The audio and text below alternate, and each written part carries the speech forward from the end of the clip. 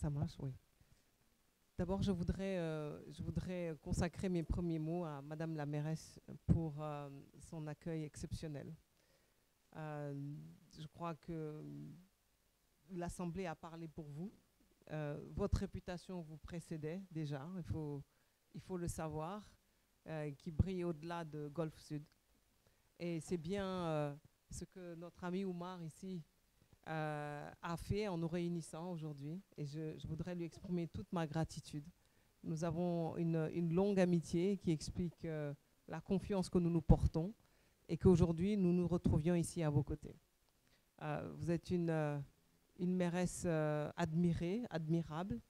Vous m'avez gratifié de mots très gentils et qui m'ont quelquefois même semblé aller au-delà de ce que je suis. Et je voudrais vous remercier très sincèrement pour cela. Et aussi vous dire à mon tour toute mon admiration pour votre travail.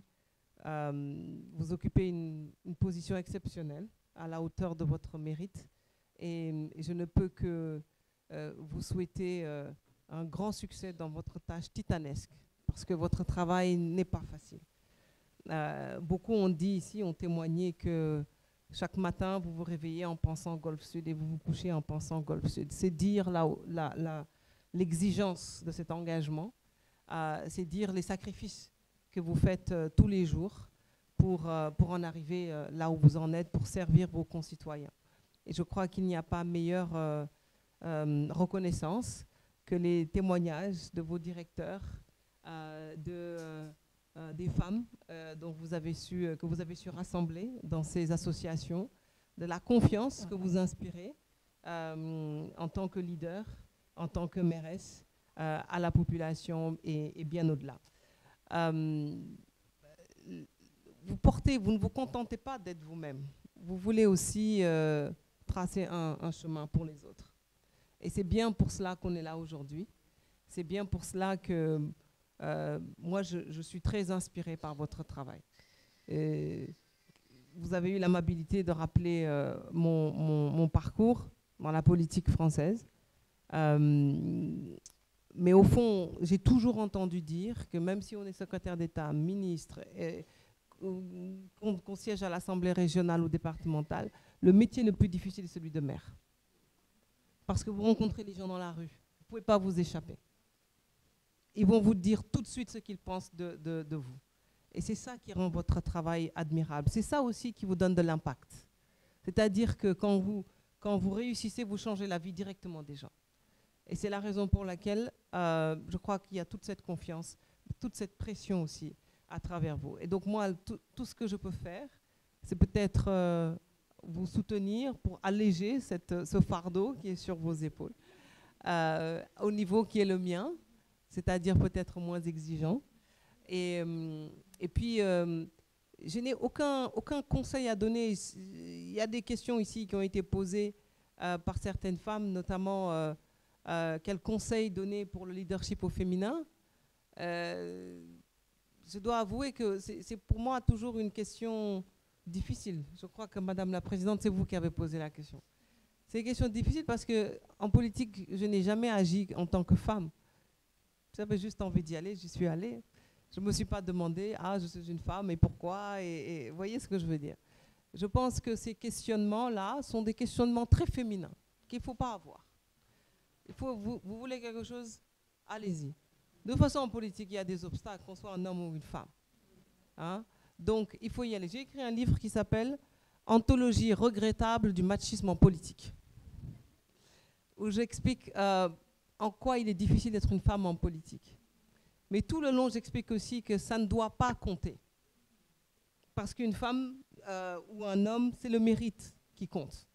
Et donc, je souhaite que, dans le travail dans lequel vous faites, vous soyez jugés pour le résultat, pour le travail que vous faites, et non pas sur votre genre. Mais en même temps, les femmes, là, elles témoignent qu'il y a des difficultés qu'elles rencontrent parce qu'elles sont femmes. Et ça, on ne peut pas l'ignorer non plus. Parce qu'elles sont mères, parce qu'elles sont sœurs, parce qu'elles sont épouses. Parce que quand on attaque une communauté, on commence d'abord par les femmes. Madame la députée, vous en témoignez. Et c'est pour cela que le titre de résilience est souvent appliquée quand il s'agit des femmes. Et c'est aussi un message important qu'il faut souligner, c'est que les femmes ont ce sens du sacrifice-là, y compris en politique, qui vient du fait peut-être qu'elles portent les communautés sur leurs épaules. Quand j'étais en charge des droits de l'homme au gouvernement, j'ai commencé par me dire d'abord que les droits de l'homme sont d'abord les droits des femmes. Et j'ai constaté que dans bien des pays, que quand on veut attaquer un pays ou une communauté, on commence par les femmes. Parce qu'on sait qu'en attaquant les femmes, on attaque les familles. On attaque les enfants, on déscolarise. Mais j'ai appris aussi que lorsqu'on veut reconstruire une communauté ou un pays, on commence par les femmes. Parce qu'elles ont beaucoup plus d'impact. Et quand il s'agit de l'Afrique, le rôle des femmes est vraiment exceptionnel. Est-ce que vous savez que dans le monde, l'Afrique détient le record absolu des femmes entrepreneurs? Il n'y a pas plus grand nombre de femmes entrepreneurs dans le monde qu'en Afrique. Ça dit quelque chose. Ça dit quelque chose de très puissant. Et donc, les obstacles, j'ai répondu à la question sur les obstacles, elles sont nombreuses.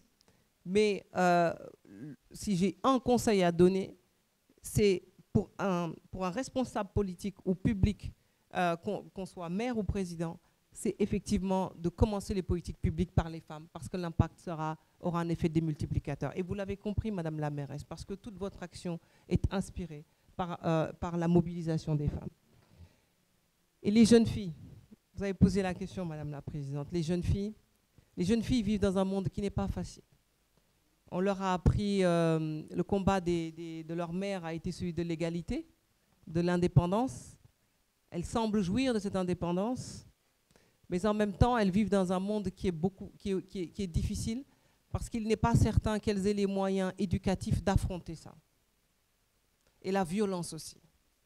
Et donc, c'est la raison pour laquelle je pense que pour les jeunes filles, il faut revenir toujours à la source. L'éducation, l'éducation, l'éducation. Parce que c'est ce qui leur donnera l'indépendance. Et d'abord un métier. Parce que si elles ont cette compétence-là, elles auront les moyens de regarder vers l'avenir avec confiance. Elles ne dépendront de personne. Et ça, c'est très, très important. Moi, vous l'avez dit, j'ai longtemps, avec Omar, on s'est engagé en politique en France. Aujourd'hui, moi, je suis engagée pour l'Afrique, parce que je pense que c'est l'Afrique qui décidera de l'avenir du monde. C'est là que le premier homme, qui était une femme, est né. C'est sur le continent africain. Vous imaginez si le premier être humain était né sur le continent américain ou européen, mais on en parlerait tous les jours. On en parlerait tous les jours, et ce n'était pas par hasard. C'est parce que le continent africain portait la civilisation la plus avancée, où toutes les révolutions ont eu lieu bien avant ce qui s'est passé ailleurs. Donc moi, je compte aussi sur la vérité de l'histoire pour remettre l'Afrique à sa juste place. Il y a beaucoup trop de souffrance sur le continent. Et cette résilience, justement, des femmes africaines et des Africains en général, mais des fois, je me dis, mais est-ce qu'une femme suédoise supporterait tout ça? Est-ce qu'une femme allemande supporterait tout ça? Est-ce qu'une femme australienne supporterait tout ça? Je veux dire, la résilience a des limites. Elles ont aussi le droit au repos. Elles ont aussi le droit au bonheur. Elles ont aussi le droit au loisir. Elles ont aussi le droit au succès, pas simplement toujours au combat. C'est ce qu'on appelle le repos de la guerrière. Elle aussi, elle y a droit à ce repos-là. Donc c'est ce qui donne tellement de valeur à nos combats. Il faut se battre pour les soutenir, pour leur donner du répit, pour parler en leur nom et ensuite leur donner cet espace, cette plateforme où elles peuvent elles-mêmes s'exprimer. Donc moi, c'est ce qui me porte. C'est, j'espère, ce qui nous permettra ensemble de porter le combat, quel que soit l'endroit où l'on se trouve. Vous m'avez fait le plaisir de me rappeler que moi aussi, je suis d'ici, hein, puisque je suis née à l'hôpital principal à Dakar, là-bas, hein, et que j'ai grandi dans ce pays jusqu'à l'âge de 10 ans. J'ai toujours été de nationalité sénégalaise. Et donc, quel que soit l'endroit où me mène la vie, je finis toujours par revenir au Sénégal. Et c'est pour moi c'est pour ça que je disais l'éducation est importante, parce que les 10 premières années ont été fondatrices. Et toutes les valeurs qui sont les miennes, je les ai acquises ici. Et elles me guident partout où je vais. Et donc, je porte le Sénégal au cœur, le combat des femmes qui m'ont précédée, de ma mère, de mes tantes, de mes grands-mères, de mes grands-parents. Et au fond, c'est ça aussi la force du Sénégal.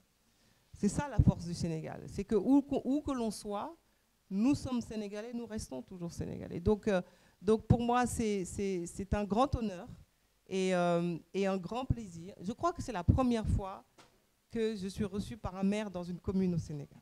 Et c'est par vous. Et je suis contente que ce soit vous. Je suis contente que ce soit une femme exceptionnelle. Et j'espère que c'est le début d'un cheminement entre nous. Et voyez en moi une amie, une alliée, une compatriote, une sœur. Et donc, même si c'est un homme qui nous réunit, il est des nôtres. Et je voudrais encore une fois vous dire, Madame la mairesse, que quel que soit le niveau d'action qui est le vôtre, vous me trouverez à vos côtés. Merci beaucoup.